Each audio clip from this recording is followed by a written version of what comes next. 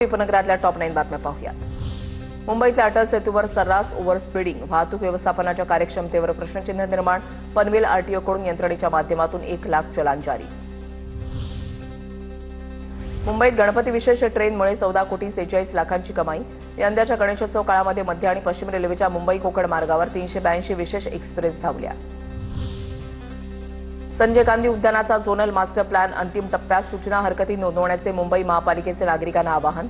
सूचना हरकती नोंदवण्यासाठी 30 दिवसांची मुदत।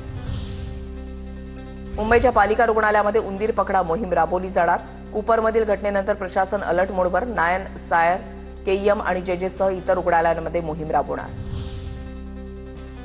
सप्टेंबर-ऑक्टोबरमध्ये ला नीनाची परिस्थिती निर्माण होण्याची शक्यता, परिणाम सौम्य राहणार असल्याचा हवामान खात्याचा अंदाज। नैऋत्य मोसमी वाऱ्यांचा परतीचा प्रवासही 2-3 आठवड्यामध्ये सुरू होणार।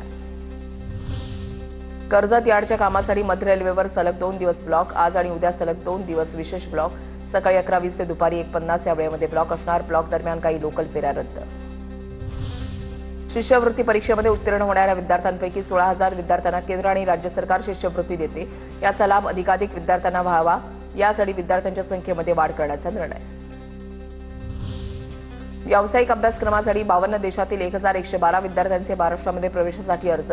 271 विद्यार्थ्यांनी आतापर्यंत प्रवेश घेतले। अभियांत्रिकी, व्यवस्थापन आणि विधी अभ्यासक्रमाकडे सर्वाधिक ओढा। नोमिनीमधील 65 बेकायदा इमारतींना दिलासा। रजिस्ट्रेशनसाठी लागणारी कागदपत्रे योग्य करण्याबाबत स्पष्ट निर्देश। 2 आठवड्यामध्ये उपमुख्यमंत्री एकनाथ शिंदेंच्या उपस्थितीमध्ये निर्णायक बैठक होणार।